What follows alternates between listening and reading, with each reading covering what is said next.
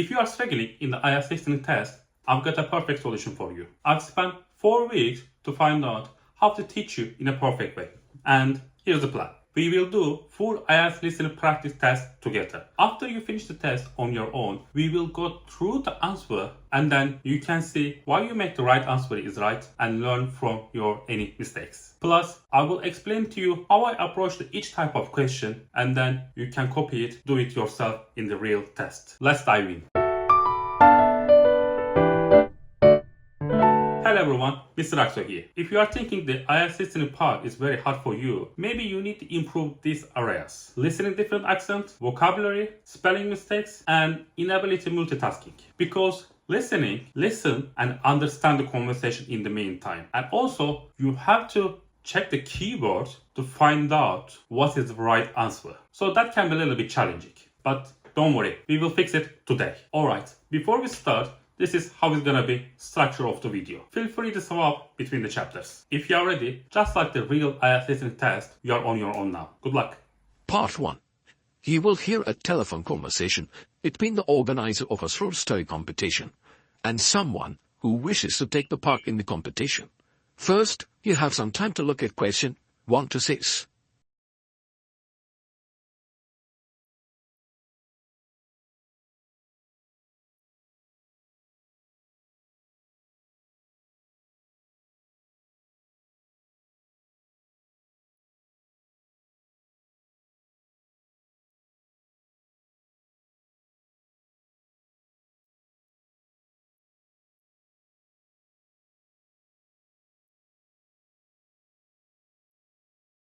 Good morning, Dave speaking.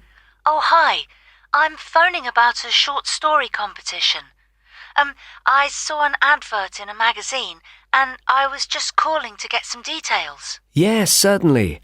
I'm the competition organizer, so I should be able to help. What kind of details are you looking for? Well, does it cost anything to enter? Yes, there's an entry fee of £5. Okay, that should be fine. It's a short story competition, so how many words is that?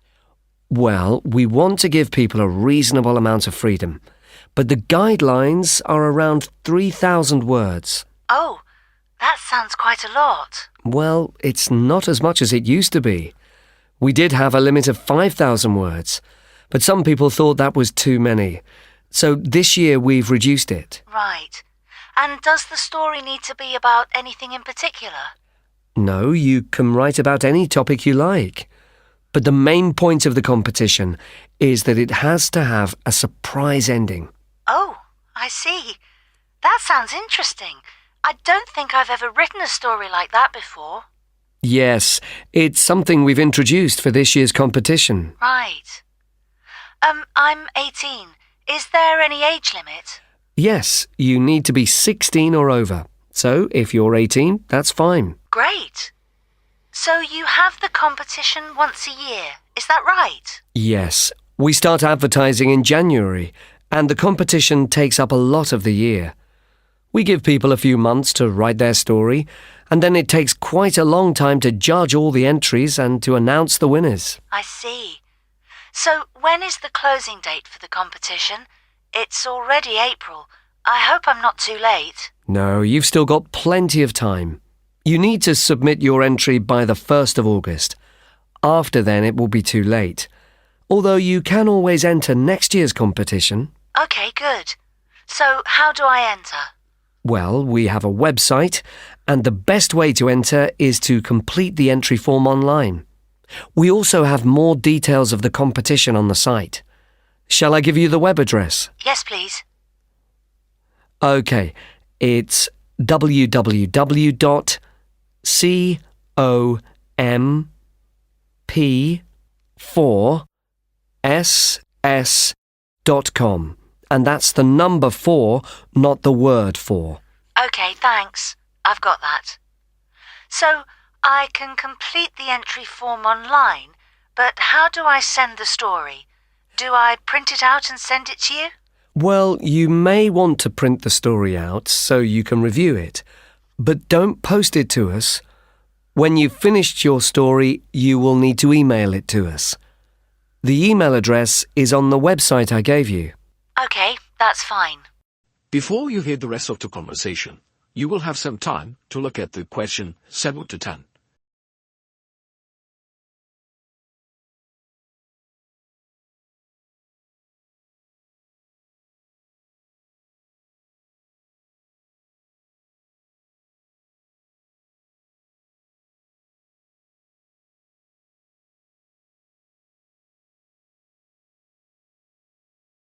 Now, listen and answer questions 7 to 10. Can you tell me a bit about how the competition is judged and what the prizes are? Yes, of course. Well, once we have all the entries, I send them to all the judges. Our competition is quite popular, so we are lucky to be able to use famous authors who are very interested in the competition. That's fantastic. It's great to know that someone famous will be reading my story. Yes, that's right. It takes them quite a while to read through the entries, but eventually they decide on the top 5 stories. I see. And what happens then? Well, they will be published online so everyone can read them. They will not be in any order at this point. They will just be the 5 stories that the judges think are the best. And do all the top 5 stories get prizes? No, it's just the top story and the runner-up. So how is the top story decided? Well, once the top 5 stories are available, it will be the public who will vote for their favourite story. Right, I see. So I need to get all my friends to vote for me then? Yes, that's a good idea. And what is the prize? Well, the runner-up gets a prize of £300. But the winner gets a trip to Spain to attend a workshop for writers. Wow, that's brilliant! I'd better get writing straight away. Yes. Good luck. Thanks. Well done. You just finished the IELTS Listening Part 1. It's pretty straight, right? But be careful. Try to pay attention to keywords. And try not to make the spelling mistakes, because easily you can confuse that. And it might cause you to give the wrong answer. Now, be ready to Part 2. In Part 2, you will hear a guide talking about a sea life center. First, we have some time to look at question 11 to 17.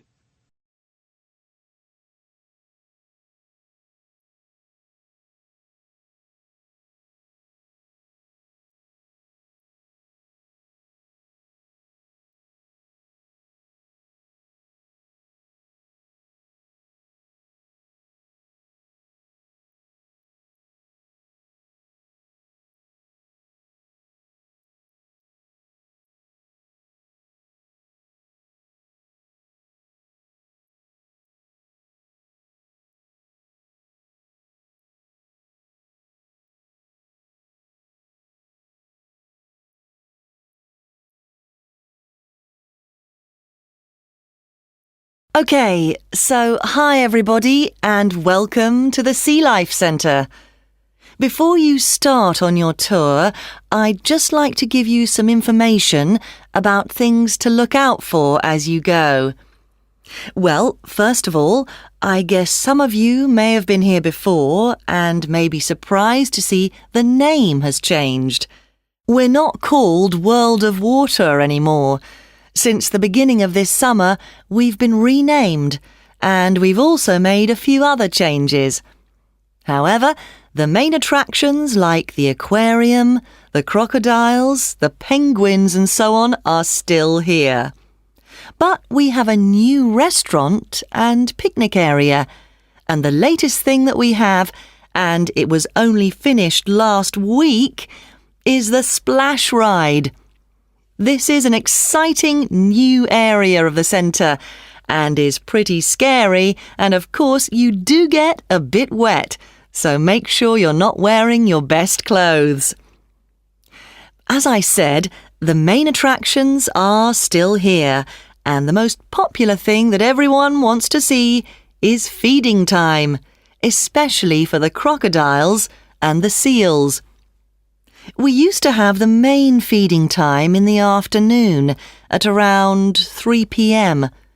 But we found that some of the animals got a bit hungry waiting until then, and so we now have it at noon. They seem much happier with the new time, although it's a bit difficult to know what they're thinking. Now, I'd like to mention something new that we've introduced this year that we're very excited about. It's called a VIP ticket. The VIP ticket costs an extra £2 per person, and you will be amazed at what it allows you to do. With this, you'll be allowed to feed the sharks. Now, I know that for some people, this might be quite a frightening thing to do, but it is perfectly safe. For those of you who are a bit unsure, we do have a video you can watch to see what happens. It's a great experience, and your friends will be very impressed. Speaking of friends, I'd just like to remind you that the Sea Life Centre will be more than happy to organise a birthday party for you and your family and friends. If you need more details, you can speak to me afterwards, and there are also forms at the entrance that you can fill in. I'd also like to bring your attention to the good work that the Sea Life Centre is doing in support of animal conservation. I'm sure you're all aware of the worrying situation with a large number of species facing extinction. Here at the Sea Life Centre, we're taking action by asking as many people as possible to sign a petition. Once we have over 5,000 signatures, we are planning to send it to the government in the hope that more people will begin to take it seriously. Right, well, there's obviously a lot going on at the centre and a lot of things to discover. At all the attractions, there is helpful information, so please read as much as you can, and if you want to see what you've remembered, please do the quiz after your visit. There are no prizes, of course, but I'm sure you'll be surprised by how much you've learnt. Before you hear the rest of the conversation, you will have some time to look at the question 18 to 20.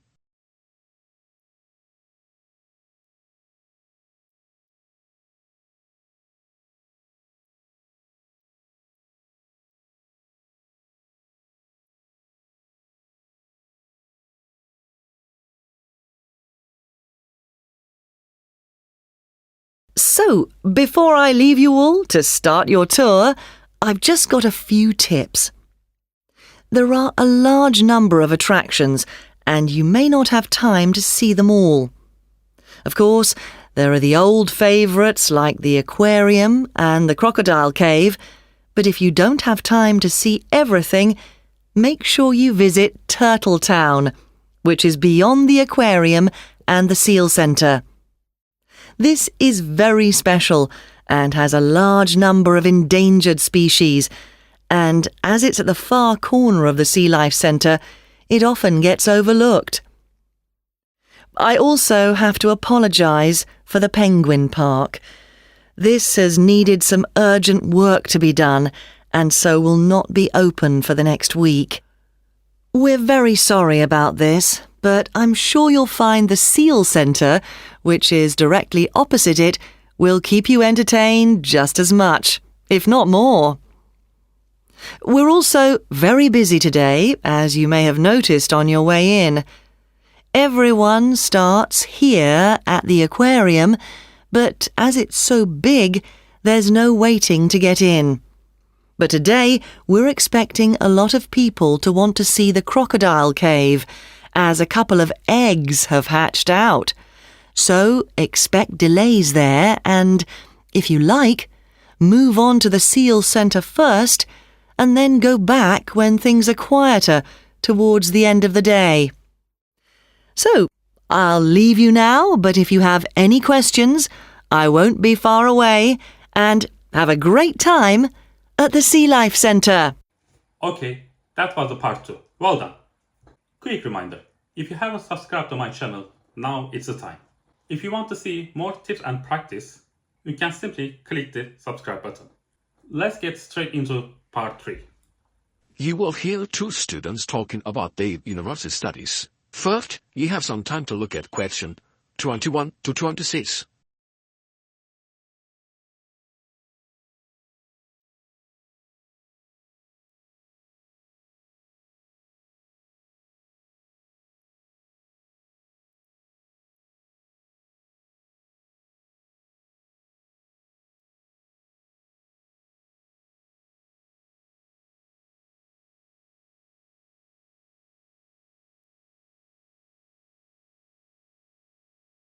Oh, hi, George. How's it going? Hi, Martina. It's going well. How about you?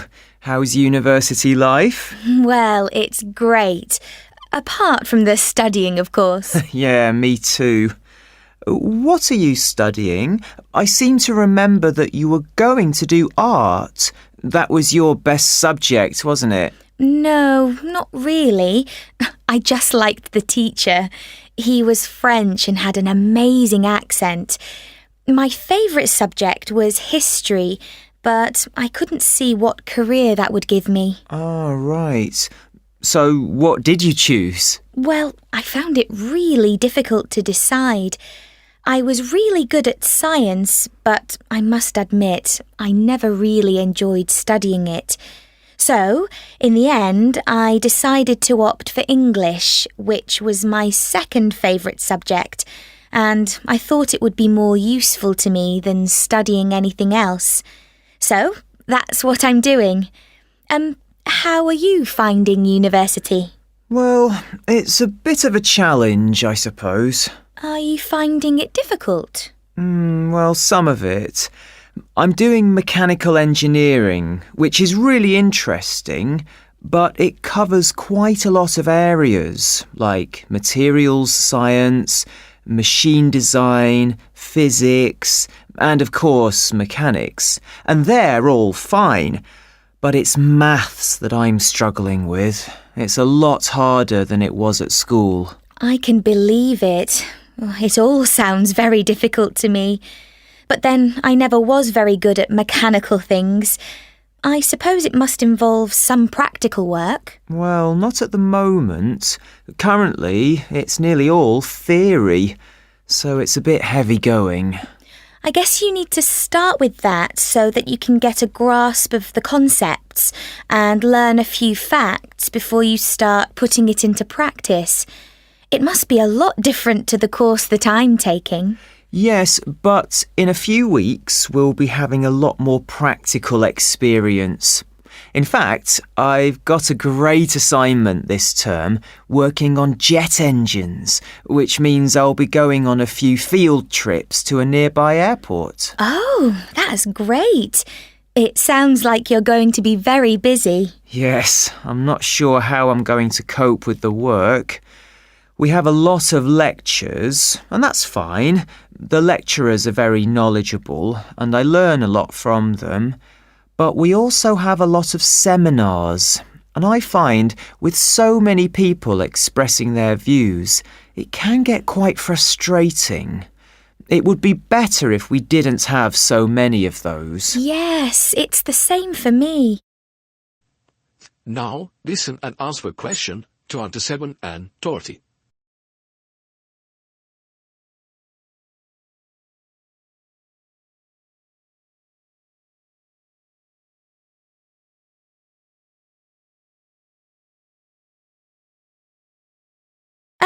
How are the students at your place? Well, I haven't really met anyone yet. They all seem a bit quiet. Perhaps they're working hard.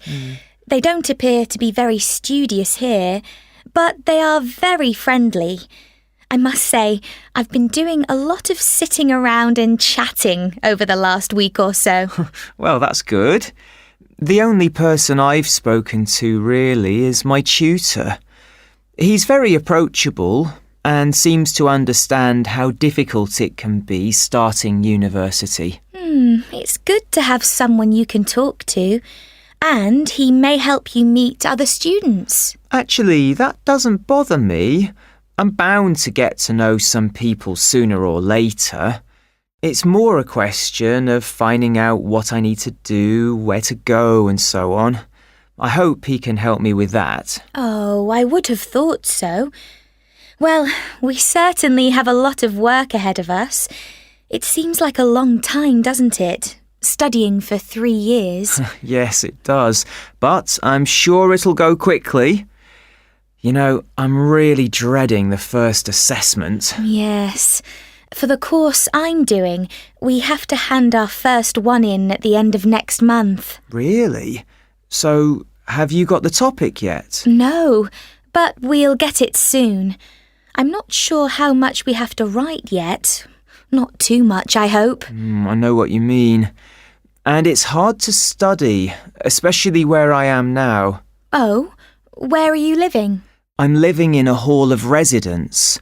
I thought that would be a good idea, as there'd be a lot of people around, but I'm finding it a bit noisy.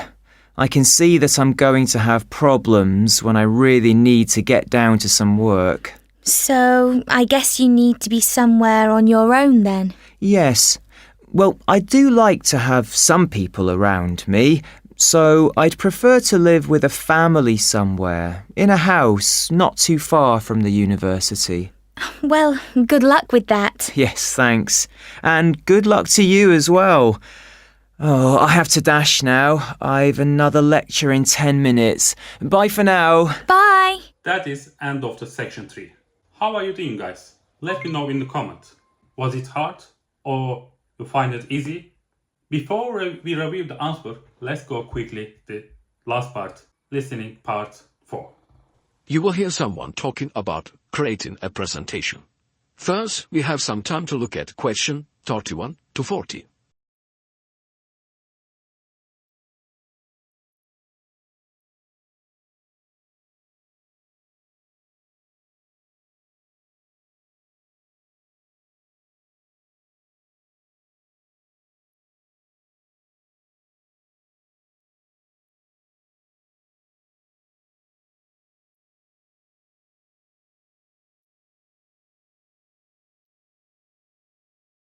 Now listen carefully and answer questions 31 to 40. Hello, everyone. You've all been given an assignment for your sociology course, which will involve giving a presentation to the rest of the group. And so today, I'm going to be giving you a few tips on how to prepare your presentations. This should help you with your current assignment, but a lot of the principles I'll be putting across will be general principles which will, of course, help you with all your future presentations. So, first of all, the most important thing to consider is your audience, and in this instance, your audience are the other students in your group. There are 3 points to bear in mind. Firstly, you need to ask yourself what they need to know. Secondly, it's useful to consider whether they'll be supportive or not.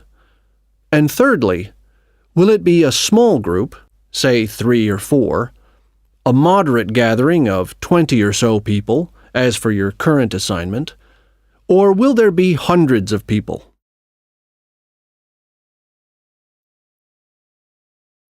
Having said all that, what I'm about to tell you will apply equally to any audience. So, how do you structure your presentation? Right at the beginning, you should tell them something that forces them to pay attention. This could be something surprising or even shocking, but it needs to be relevant. After that, you need a list of items or topics showing them what you'll be covering, rather like an agenda. And then the main part of the presentation will follow. This main part will be the detailed information you'll be presenting and could include facts, statistics, personal experiences, etc. After this, you should summarize what you've presented and close with what I call next steps. For this assignment, You could simply point the group to other sociology reference material. In other cases, you may want to suggest some actions that people can take. Now, what about the design of the slides for your laptop? Well, the important thing here is to be consistent. You need to have the same type of font and use the same color and size for the same elements. For example, all headers need to look the same. All bullet points need to be presented in the same way. And don't just stick to words. Bring the presentation to life by adding graphics. These could be in several forms, such as pictures, flowcharts, diagrams, histograms, and so on. And so let's move on now to presenting. You have your presentation prepared, and you're ready to start. Well, it's important to give a good impression from the start. So take 3 deep breaths, look at the audience, no matter how frightening they may be, and be enthusiastic and energetic. As you go through the presentation, remember to provide some variety in the way you speak. So, for example, you can talk fairly rapidly for information that may be familiar, but then slow down for more unfamiliar sections. And change your tone as you speak. Don't keep it at the same level all the way through. As I mentioned, look at your audience. A good tip is to pick people out and look at them for around 5 seconds. Not looking at the audience gives the impression that you're either not interested in them or terrified of them. Looking too long at one particular person may make them feel rather uncomfortable. There may be points in your presentation that you want your audience to really absorb, and in order to make important points stand out, you may consider adding silence right after these. It will give people time to reflect on what you've just said. Also, you may be presenting complicated ideas or technical details, but try to keep everything as simple as possible. Use simple words and as few as possible. And be clear. If you say something like, "This appears to be," it implies uncertainty. So using weak verbs such as appears, seems, could be, etc., needs to be avoided. I'll just finish off with a few thoughts on questions and interruptions from the audience. You may choose to invite questions from the audience as you go, or ask them to wait until the end. Either way, questions should be encouraged, as it provides you with some feedback on how interested the audience is and how well they're understanding you. When a question is asked, you need to provide an answer that is as accurate as possible. So, initially, my tip is to repeat it. This will ensure you have heard it correctly and will give you a few seconds to gather your thoughts. Interruptions, on the other hand, can be unwelcome, and you may get them for a variety of reasons. It's likely, however, that there's something in your presentation that's unclear or confusing. So my advice is to reduce problems by reading through your presentation beforehand and predicting potential points which could cause interruptions. You may then want to change that part of your presentation, or at least you'll be prepared if someone does interrupt you. Now, do you have any questions? Congratulations! You have just finished full IELTS listening test. But don't go anywhere, because now we will review the answer together. Let's start with the part 1. This is the easiest part of the test. But as you saw and heard, sometimes might be a little bit complicated if you don't know where to look and what to listen. Let me go through the answer with you now. First question type is not completion. This is the type of question you have to make sure do not make any spelling mistakes. We must check that how many words or number we need. As you can see that we need no more than 2 words and or a number. So in the first answer, 3,000 words. So both of them is alright. If you can write just 3000 or 3000 words, would be okay. But be careful with the distractors. Another number is at 5000 words. They are not using that anymore. Be careful with the distractors. Question number 2, we have to look for something include. Has to be, there's a specific element or requirement. If you hear that, has to have a surprise ending. The question number 2 is a surprise ending. Question number 3 and 4, 16 and August. There's a distractor in the audio, but we have to make sure that the month has to be first of something else. And question 5 and question 6 is pretty straight. It's a compass, but with the number is 4. So it's easy to understand, but easy to make mistakes. And this question 6, it was pretty straight. It's saying that don't post it. Correct answer is post. But you might heard that is an email in the audio. Question 7 and question 8, it was pretty straight. Famous authors and will be published online. You have to look for the synonyms or paraphrases because you may not hear the same words from audio. So available is the paraphrases with the published. The published online, the online is the right answer. Question 9, answer is the public. You have to ask the keywords what type of answer you should expect that. Because chosen by who? The question 10, answer is Spain. Have to look for the first prize and location. But there's a distractors. The runner-up gets prize at $300. But we're talking about the winner is the first prize, not runner. And the first prize is the go to Spain. This is the section 1 answer, guys. Feel free to stop the video, check your answer. Let me know in the comment below how you did well in the part 1. So let's quickly check for the part 2.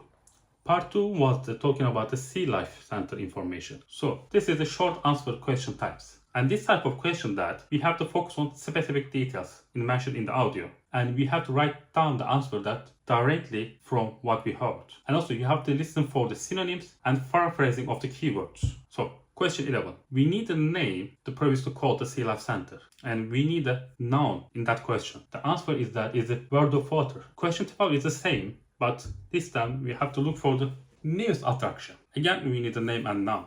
The right answer is that splash rat. You might hear crocodiles and the penguins, or a new restaurant and picnic area. These are the distractors. Be careful about that. Try to understand what is the question, because there will be so many distractors and the right answer might come very late. Question 13. It was pretty straight, but there were distractors. Right answer is noon, or you can write midday or 12 p.m. All the answers are correct. Question 14. We have to look for the VIP tickets, some activities we will do with these privileges. So this was the allows you to do the feed in the shark. It's talking about the VIP tickets as a price, but we are not looking for the price in here. We are looking for to do something else with this VIP ticket. Question 15 and question 16, birthday party and government. These are the pretty straight answer that there was no distractors. Question 17, answer is quiz. You have to look for the paraphrases and the keywords. Question 18 to 20. This is the matching question type. You have to listen to carefully the description of each attraction. Pay attention to specific details that match the keywords in the question. The most important tip about that, note the order in which attractions are mentioned. This can help you to match them correctly. Be careful that these distractors, there are so many in this type of question. And always look for the synonyms. And question number 18, Turtle Town. You heard that aquarium and the crocodile or the seal center, but the right answer is the Turtle Town. Question number 19 and 20, C and B, Penguin Park and Crocodile Cave. There are so many distractors in the matching type of questions. And this is answer section 2. Feel free to pause the video and check your answer. How is it going, guys? I hope you answer all the questions. If you need help in the IELTS listening test, I created a playlist that can help you to improve your IELTS listening skills. Feel free to check it out. I will leave the link description below. Let's quickly check the answer to part 3. Question number 21 and 22. This is a multiple choice of question. Again, you have to listen to keywords and synonyms, and you have to make sure that the speaker is talking about the facts or talking about the opinion. Be careful about that. That information might be paraphrased. So correct answer is that history and English. She was talking about all the subjects, but the correct answer is only English and history. The question 21, you can write B or D, or question 22, you can write B or D. As long as you give the answer B and D, they both are correct. So other type of question is a summary completion. You have to focus on the context provided by the summary. Listen for the specific details in the gaps. Make sure you write down answer within the word limit. So our keywords in this question that mechanical engineer, disciplines, most difficult, mainly, assignment, study, or too many. You have to look for that keyword that's coming to answer that. Number 23 answer is the maths, and 24 is the theory, and 25 is the jet engines. 26 is the seminar. Most of the time the answer was paraphrased there. Question 27 and 30 is the multiple choice questions. You have to choose a correct letter. You must be careful about that. Correct answer may be paraphrased. You may not hear same exact words in the answer. And another tip about that, eliminate options that are clearly wrong based on the conversation. And be aware of that. Speaker, are they talking about opinions or facts? Question 27, the right answer is A. Because she's not saying that they are intelligent or energetic. She's saying that they are very friendly. So it's sociable. It's paraphrased there. Question 28. He expected his tutor to help him something else, which was to settle into university. He doesn't say specifically he wants that, but he mentioned that. So your job to understand the conversation and to give the right answer based on the conversation. Question 29, his right answer is the deadline. Speaker is talking about the other facts, but the only things she knows about the deadline, but it doesn't say the deadline, it is end of the next month. It's paraphrased. Last question is question 30, and he's saying that I prefer to live with family, with somewhere else. It's a host family. And answer, it doesn't come straightly in the same keywords. Always you have to look for the synonyms. And this is the section 3 answers. Feel free to stop the video, check your answer. How did it go, guys? I hope you did alright. Once you pass the part 1 and part 2, as you can see that difficulty level is going up. And we are coming to the hardest part, it's part 4. But don't worry, we will get through that together. Let's quickly check the answer. Part 4 is the hardest part in the IELTS listening test. In this test, not completion type of question. First of all, we should check how many words we need that. We don't need no more than 2 words. And we have to skim that quickly and look for the paraphrasing and the synonyms. And one of the key tips about the part 4, you have to listen and understand the conversation. It's not the word by word understanding that. You may be unfamiliar with some of the words, but don't worry. If you try to understand the general conversation and look for the keyword, you might catch the right answer. But be careful with the distractors. Question 31, the answer is sportive. Because if you highlight the keyword, it's 3 points. The speaker is talking about 3 key points. The firstly is starting that, what they need to know. The secondly, so something they will be. Is sportive? That was the correct answer with that, or not. Question 32 and 33. When we hear the keyword is a structure, and when we hear that right at the beginning, starting with, it's paraphrasing that. And the right answer is to pay attention. We have to make them to pay attention. And the question 33, something close with, is next step. Question 34 and question 35, talking about the presentation of the design. This has to be consistent. And question 35 is the graphics. It doesn't say strictly the mix of words, but it's saying that don't just stick to words. Question 36, 37 and 38, talking about the presenting. And 36 answer is tone, and 37 is a silence. And question 38, weak verbs, something needs to be avoided. And the last questions is that 39 and 40. Answer is 39 is repeated and 40 is predicting. And guys, this is the part 4 answers. Feel free to pause the video, check your answer. If you want to see the whole answer sheet, you can freely check it all of them together.